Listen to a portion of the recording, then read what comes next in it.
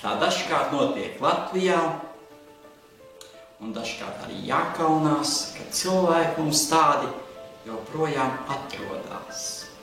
Aprīķis saucās ar burtu kā, lai uzmin paši tie, kas vainīgi vai bailīgi. Un tad, ar labām sajūtām. Dievs saimnieks ar niknu joni, dzenā kaimiņus ar bomi, dažām sadeg labais siens, kam tam lopi, kam tam piens.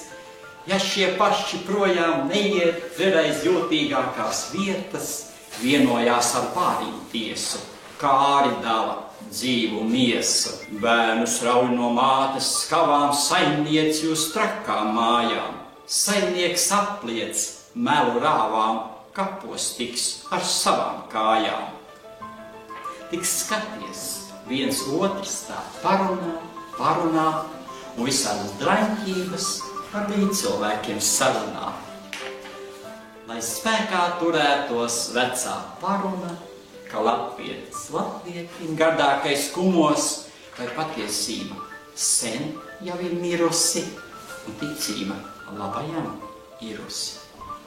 Tad, mani mīļie, padomājiet, uz ko tas tēmēts. Neviens nav vārdā nosaukts, bet tas ir ļoti svaigs un pavisam nesens notikums. Redziet, ir tāda lieta, konkurenti jau netiek cienīti, tāpat kā svētie. Tā viņi norubīti labi kādreiz, un tad pēc nāves slavā celti mākslinieki, pateica.